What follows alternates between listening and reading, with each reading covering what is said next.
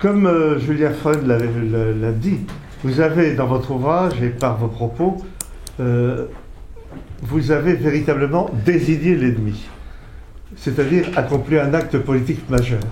Et c'est vrai que depuis la chute de l'Union soviétique, l'ennemi, on ne voyait pas de quoi exactement il était fait.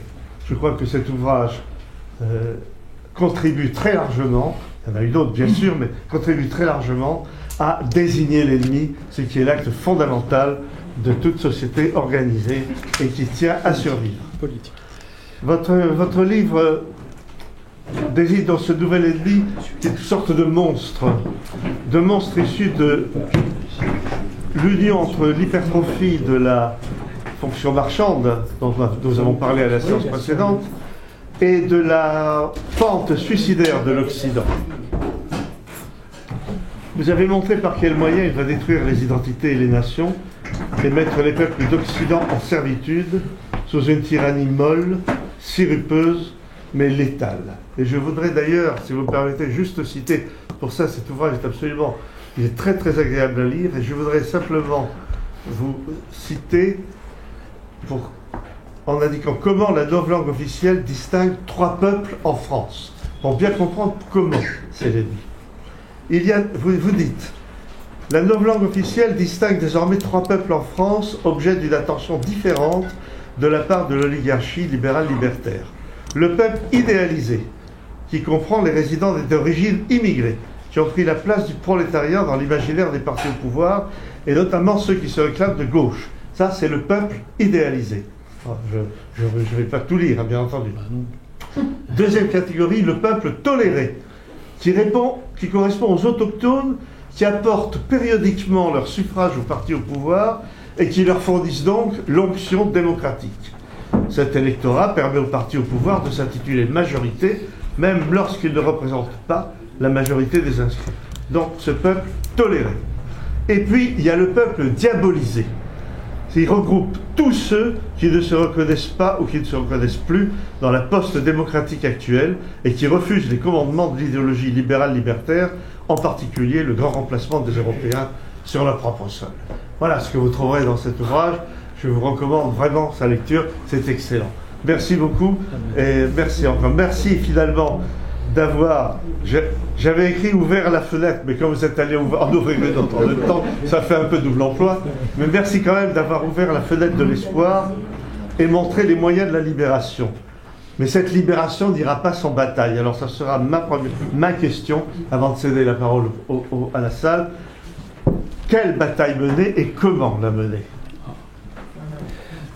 Là, ça sera l'objet d'un prochain livre. Non, mais je l'ai dit d'une façon... du détail, justement. D'une manière un peu cursive, mais... la première bataille, c'est la bataille de la souveraineté. C'est-à-dire rétablir la souveraineté. Rétablir, donner du pouvoir au pouvoir, enfin, si j'essaie de dire les choses. Aujourd'hui, ce qui est frappant, c'est que le pouvoir politique, en Europe en tout cas, en Occident en général, enfin pas en Occident, parce qu'en Occident, il y a des pays anglo-saxons qui ont encore le pouvoir, un pouvoir souverain. Les États-Unis ont un pouvoir souverain. Regardez ce qui se passe. Ils ont le droit de dire « Ah, mais attendez, on a signé un traité, mais non, mais finalement, moi, je vais le revoir, ce traité. Hein, ce nom, ça doit pas là. » D'ailleurs, la plupart des fois, d'ailleurs, les États-Unis, quand ils signent un traité, c'est toujours marqué sous réserve de l'approbation du Congrès. Hein, c'est-à-dire que ça ne les engage pas. À tout moment, ils ont la possibilité de sortir du traité. Bon, je ferme la parenthèse. Ça s'appelle de la souveraineté politique. Mais les autres pays, aujourd'hui, n'ont plus de souveraineté. Donc, à mon avis, le premier axe, c'est réfléchir, comment on va rétablir, comment on va redonner du pouvoir au pouvoir. C'est-à-dire, en clair, comment on va redonner un sens à la démocratie. Ça veut dire notamment, je pense, entre autres, mettre fin au gouvernement des juges. Premier principe. Redonner la primauté aux législateurs sur les juges. Ça ne va pas être très simple. Hein. Ça ne va pas être simple. Bon. Ça, c'est un premier point. Le deuxième élément qui me paraît important, que j'ai évoqué, c'est on ne peut pas... la dérégulation totale de l'économie et de la finance, dans un cadre mondialisé, aboutit à un chaos. Enfin, je veux dire, inéluctablement, on doit être dans un chaos à la guerre commerciale d'ailleurs, parce on est en train de revenir à la guerre commerciale. Très bien, bravo. Je veux dire, pourquoi? Parce qu'il n'y a pas de régulation. Il faut donc essayer d'approcher une meilleure régulation de l'économie mondiale. Ça, c'est à mon avis la deuxième chose à faire. Hein. Bon. Alors, après, je ne vais pas tout détailler. Ça veut dire aussi, dès lors qu'on est dans une logique de souveraineté, ça veut dire qu'on doit rétablir aussi les frontières. Des frontières, c'est-à-dire on doit, enfin bon, vous avez évoqué le grand remplacement, enfin les phénomènes migratoires, il faut réguler les migrations. Voilà un exemple magnifique. Autant l'économie mondiale est dérégulée, mais les flux de population sont également complètement dérégulés. On ne sait plus quoi faire. On ne sait plus quoi faire. Hein, on le dit en catimini, on ne le dit pas dans les médias mainstream, mais enfin en catimini, même les parlementaires sont obligés de dire aujourd'hui « Ah, finalement, je crois qu'on ne sait plus réguler les clandestins. » Ah oui, je veux dire, on est dans un univers chaotique. Hein. Donc, je dirais, il suffit de prendre la réalité et à chaque fois de dire « Qu'est-ce que je vais essayer de faire en face hein. ?» Donc, mais je crois, avant tout, qu'il faut redonner un sens aux politiques. Merci. Donc la salle, monsieur, oui, puis après monsieur, allez-y. Et après monsieur. Quand vous avez parlé d'identifier les ennemis, enfin la superclasse mondiale, il me semble que l'on fait seulement en partie. Il y a en fait un pouvoir visible et un pouvoir invisible. Le pouvoir visible se décompose en trois. Le pouvoir économique, c'est celui que vous avez expliqué, le cartel des grandes banques internationales, les multinationales.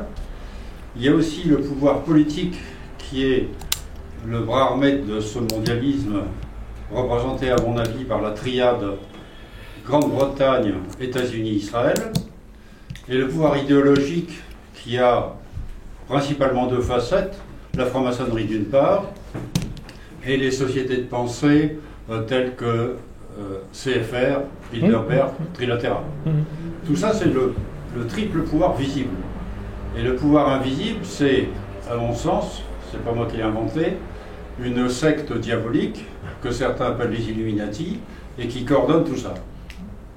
Je ne suis pas allé jusque-là, parce que le problème... Alors j'évoque effectivement le cas des Illuminés de Bavière, qui est un exemple intéressant de surgissement de cette hérésie millénariste. Peut-être, enfin moi je veux dire, la difficulté si vous voulez c'est de dire oui il y a un pouvoir invisible mais donc je vais vous montrer que c'est ce pouvoir qui est invisible. Alors s'il est visible c'est qu'il n'est plus invisible. Enfin je veux dire, moi je ne sais pas rentrer dans cette logique-là. Je pense déjà que l'énumération que vous avez faite de ce que vous appelez le pouvoir visible, c'est déjà pas mal. Hein, c'est déjà pas mal. Hein. Donc c'est déjà, vous disiez qu'est-ce qu'il faut faire. Déjà, nous avons quand même en face de nous le pouvoir médiatique, les sociétés de pensée, le CFR, bon, en même temps, ils ne sont pas très nombreux ces gens-là quand même. Hein. Le forum de Davos, c'est quoi? C'est 2000 personnes, 2500 personnes. Le CFR, c'est peut-être 2000 personnes à peu près aux États-Unis. Bilderberg, c'est quoi? C'est 400, 500 personnes. Enfin, c'est pas non plus... Rappelez, à l'aune de la population mondiale, c'est pas grand-chose. Hein. Bon, je veux dire, donc, moi, je suis pas rentré dans cette logique de pouvoir invisible. D'ailleurs, je dirais d'une certaine manière, la notion de pouvoir invisible, c'est l'archétype du complotisme, quoi. Je veux dire, c'est-à-dire les gens qui sont derrière les gens, les plans derrière les plans. Bon, c'est un peu compliqué. Moi, je ne suis pas rentré dans cette logique-là. Je vous le concède. Merci, monsieur. Oui. L'emploi du terme superclasse mondiale n'implique-t-il pas l'idée d'une lutte des classes? Et est-ce qu'il n'y aurait pas une autre expression pour désigner la même réalité? Alors, je l'ai expliqué un peu rapidement. Encore une fois, c'est pas moi qui ai employé ce terme de la première fois, c'est Samuel Huntington. Alors, je pense que ce terme est intéressant. Super classe mondiale. Super, oui. Alors, je commence par classe. Oui, c'est une classe. Oui, vous avez raison, c'est une classe. Ces gens se ressemblent et donc s'assemblent. Les gens, d'ailleurs, ils parlent la même langue, ils fréquentent les mêmes lieux, ils ont les mêmes références idéologiques, généralement même ils passent leurs vacances ensemble. Enfin, je veux dire, Ces gens, comme disait le vieil adage français, qui se ressemblent s'assemblent. Ces gens ont des traits communs au sens sociologique du terme. Un oligarque italien ressemble beaucoup à un oligarque espagnol, et ressemble beaucoup à un oligarque français, et ressemble beaucoup à un oligarque américain. C'est les mêmes. Ils sont interchangeables. D'ailleurs, ils sont passés par les mêmes banques. Enfin bon, je veux dire, tous ces gens donc correspondent, sont effectivement au sens sociologique du terme une classe d'individus. Bon. Mondiale, alors c'est les super. Pourquoi elle est super ? Elle est super parce qu'elle se considère comme une élite. C'est vrai, elle se considère comme une élite, à mon avis à tort, mais bon, peu importe. Mais surtout, elle est super au sens qu'elle se conçoit au-dessus des États, au-dessus des peuples. Elle est super au sens latin du terme, au-dessus. Je suis au-dessus. Je ne suis pas au service. J'ai plus de traits communs. Moi, en tant qu'oligarque, j'ai plus de traits communs avec l'oligarque voisin qu'avec mon propre peuple. Quand M. Trichet a été nommé à la Banque Centrale Européenne, les premiers mots qu'il a dit devant la presse, c'est « I am not a Frenchman ». Voilà. Je ne suis pas un Français. Non, pas du tout, surtout pas. Alors que tous les autres le voyaient comme un Français, peu importe, mais voilà, c'est très typique comme réflexion. Super, classe. Mondiale, au sens qu'elle est mondialiste. Mais, comme j'ai essayé de le montrer, alors effectivement, je suis d'accord là-dessus, on peut le discuter parce qu'elle ne représente pas le monde, elle représente de moins en moins le monde. Il y a effectivement des oligarques chinois, oui. Enfin, les oligarques chinois, ils restent chinois, fondamentalement. Je veux dire, donc, donc je pense que cette expression est pas... Alors, on peut sans doute en trouver une autre, mais elle n'est pas si mauvaise que ça, elle traduit bien la réalité. On peut utiliser aussi le terme d'oligarchie, alors le terme ancien, grec, de l'oligarchie, c'est-à-dire un petit nombre qui a la puissance, mais qui est plutôt péjoratif, d'ailleurs, parce qu'on fait référence aux oligarques, enfin bon, il y a tout un fond péjoratif, alors qu'au départ, pour les Grecs, l'oligarchie n'est pas du tout un terme péjoratif. D'ailleurs, dans l'histoire de l'Europe, il y a eu des oligarchies tout à fait honorables. L'oligarchie de Venise, de la République de Venise, est quand même tout à fait respectable. Alors, on peut parler aussi de la davocratie, ce que certains ont évoqué. C'est la même idée, c'est-à-dire c'est des gens qui ont des traits communs et qui vont au forum de Davos. Monsieur. Alors, j'aurais une question sur les États-Unis. Vous semblez approuver, mentionner la thèse dans laquelle les États-Unis seraient l'exemple même d'une société marchande. Mais il me semble que, en y regardant de plus près, on voit que certes, le pays est tenu en otage par le lobby militaro-industriel. Néanmoins, dans l'échelle de valeur de l'Amérique dite profonde, le drapeau et l'Église sont prioritaires sur l'argent. Et donc, il me semble que c'est une société guerrière. La société américaine est une société guerrière, et que cet idéal guerrier imprègne la conception américaine de l'homme d'affaires. Il doit être honorable et impitoyable, tel un chevalier, c'est-à-dire qu'il doit être un chevalier des affaires, un capitaine d'industrie. Oui. Donc, est-ce qu'il ne faudrait pas défendre l'Amérique dite profonde contre le cosmopolitisme de l'élite, prétendue élite américaine, au lieu de rejeter en bloc les États-Unis et de rejeter en bloc le protestantisme? Alors, il y a beaucoup de choses dans votre question. Il y a beaucoup de choses. Je ne pense pas avoir dit clairement que l'Amérique était une société marchande. J'ai même dit tout à l'heure le contraire, c'est-à-dire à savoir que l'Amérique est un pays souverain, un des rares pays souverains aujourd'hui en Occident, qui fait ce qu'il veut. Donc, pour l'instant. Bon, il fait ce qu'il veut, mais enfin, il n'est pas capable de mettre au pas la petite Corée du Nord, qui comprend 25 millions d'habitants. Je précise quand même, qui fait ce qu'il veut, mais qui depuis 16 ans en Afghanistan, pour lutter contre le terrorisme, on ne voit pas trop le résultat. Bon, bref, je m'arrête. Donc, il y a beaucoup de choses dans ce que vous avez dit. D'abord, la coupure entre l'Amérique profonde et l'Amérique politique. Oui, c'est vrai. Enfin, c'est vrai de la plupart des pays occidentaux. Et moi, défendre l'Amérique profonde, très bien, mais en tant qu'Européen, c'est pas mon truc. Enfin, je veux dire, c'est pas mon sujet. C'est aux Américains eux-mêmes. Je crois, par contre, que effectivement, la politique, notamment la politique étrangère américaine, est faite par ce que Peter Dale Scott appelle l'État profond, hein, qui est plus large que le complexe militaro-industriel, puisqu'il comprend en plus les services de renseignement, hein, qui ont acquis leur indépendance, notamment budgétaire, aux États-Unis, hein, grâce à notamment un certain nombre de contrats intéressants, grâce aussi à la privatisation des services publics, militaires et de renseignement. Il faut savoir qu'aux États-Unis, l'essentiel des services de renseignement sont des services privatisés. Hein. Donc, petit bémol, quand vous dites ouais, c'est encore un pays guerrier souverain, ouais, enfin, c'est quand même surtout le pays des marchands. Hein, et qui aujourd'hui, les États-Unis, encore une fois, une partie très importante de la fonction étatique est privatisée. Les armées sont privatisées. Je veux dire, en Irak, c'est largement des armées privées qui sont intervenues pour des opérations de défense. Enfin, je veux dire... Bon, donc voilà. Alors, moi, je pense quand même que les États-Unis jouent un rôle important. Alors, vous avez évoqué le protestantisme. Bon, je développe pas mal le sujet. Je crois quand même que le puritanisme américain est quand même très particulier. Les Américains pensent que le Nouveau Monde, c'est la terre promise. D'ailleurs, ils pensaient qu'eux-mêmes étaient les Hébreux et que les Indiens étaient les Cananéens, etc. Enfin, je veux dire, il y a une vision quand même très étrange de la conception de la religion, et derrière l'idée de la destinée manifeste, c'est le mythe de l'élection.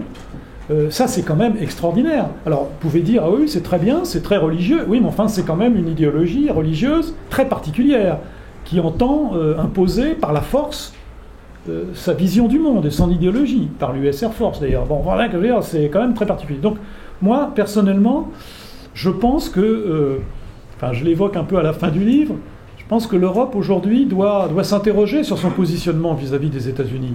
Hein. Est-ce que l'Europe doit continuer d'être ce qu'on appelle les liens transatlantiques? Quelle merveilleuse expression, les liens transatlantiques. Ce sont des liens.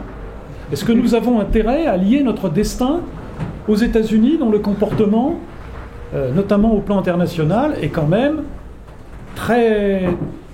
pose question.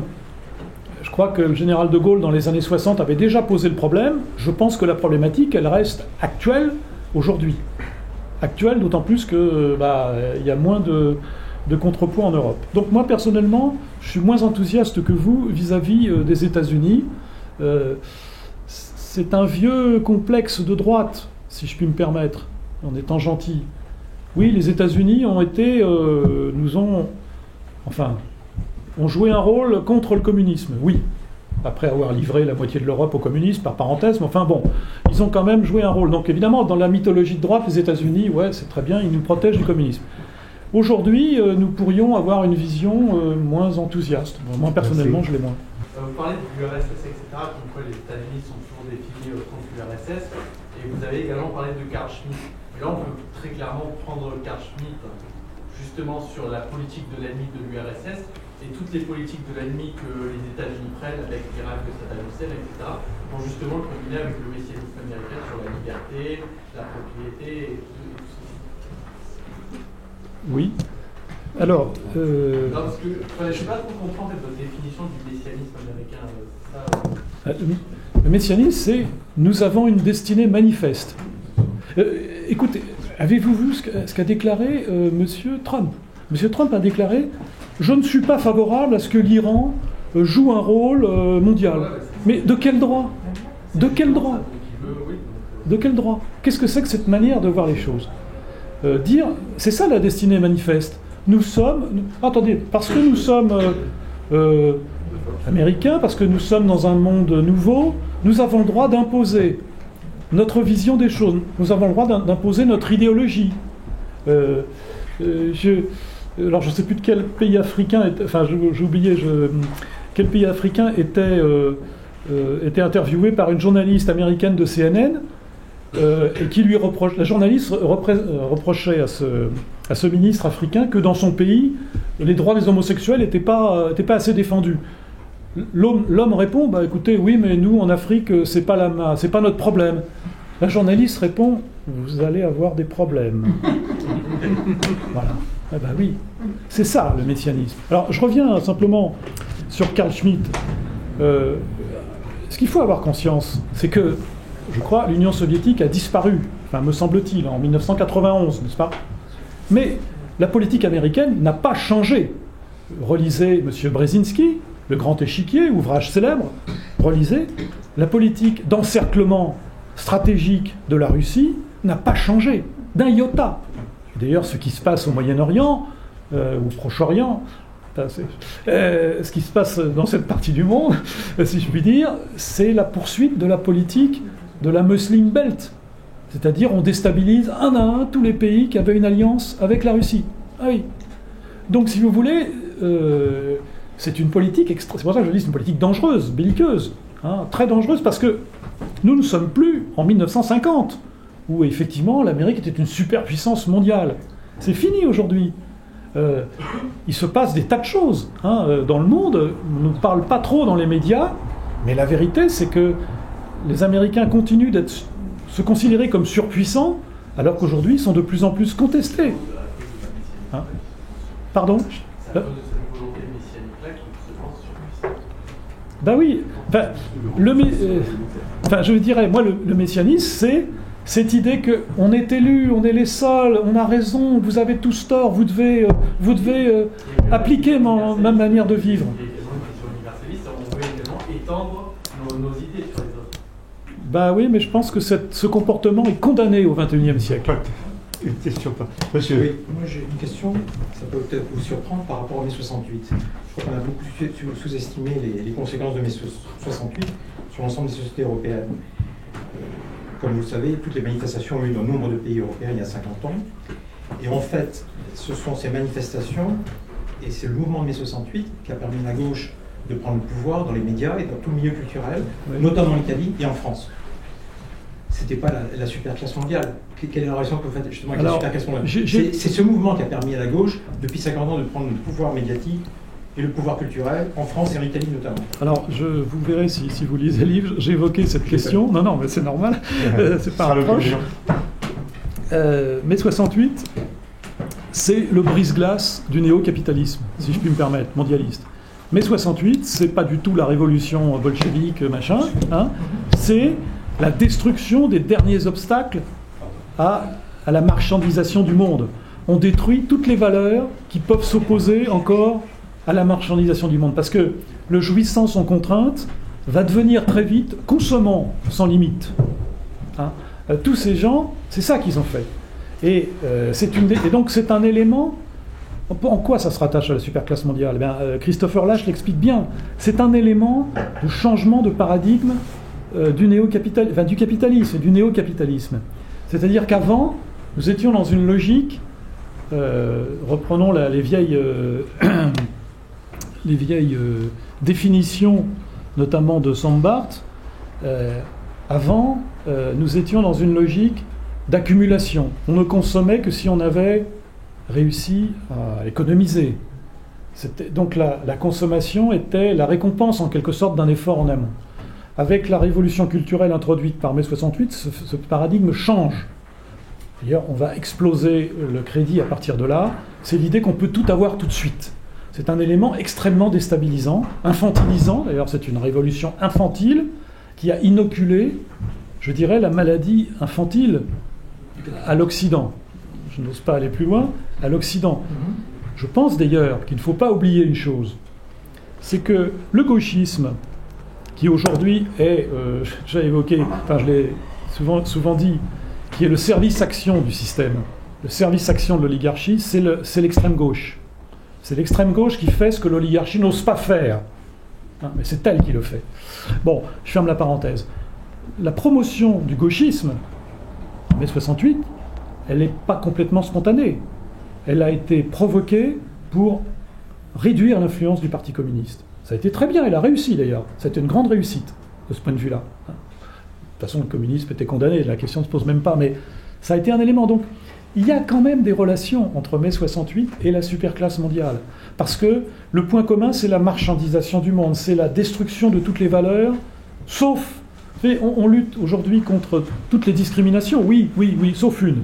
quand même. La discrimination par l'argent, celle-là, il n'y a pas de mal à veille qu'on va arrêter. Hein. Bon. Donc nous sommes dans un système où, moi je pense que mai 68 a été un élément important de l'ébranlement des anciennes valeurs. Hein. C'est donc au sens propre une véritable révolution culturelle, qui a commencé d'ailleurs aux États-Unis, par parenthèse. Hein. Bon. Mais en aucun cas, ça pouvait être la marchandisation. Si vous faites ça au chiffre de 68, je veux dire, ils vont hurler de rire. Ou hurler, vous voyez. Oui. Ils vont rire jaune. Ils vont rire jaune parce que c'est vrai. Merci. Ils ont été complètement manipulés, téléguidés. Merci. Monsieur. Pour redonner du souffle à la souveraineté, si vous ne pensez pas que la France devrait sortir de l'Europe, est-ce que ça peut être un projet politique à moyen terme, on va dire? À court terme, bien sûr. Alors là, je vais rentrer dans les eaux diaboliques. Dans ce... Ben, on est dans le peuple diabolisé alors de toute façon. Dans cette enceinte. Moi personnellement, je pense que les Européens n'ont pas d'alternative n'ont pas d'alternative à la construction d'une Europe puissante. Je suis désolé. Enfin, comme je l'ai écrit avant-hier, l'avenir c'est une Europe une, grande et libre, comme dirait la devise de l'Espagne, la belle devise de l'Espagne. C'est ça notre avenir. Il faut créer une Europe de la puissance, parce que nous ne sommes plus en 1950, nous ne sommes même plus en 1980.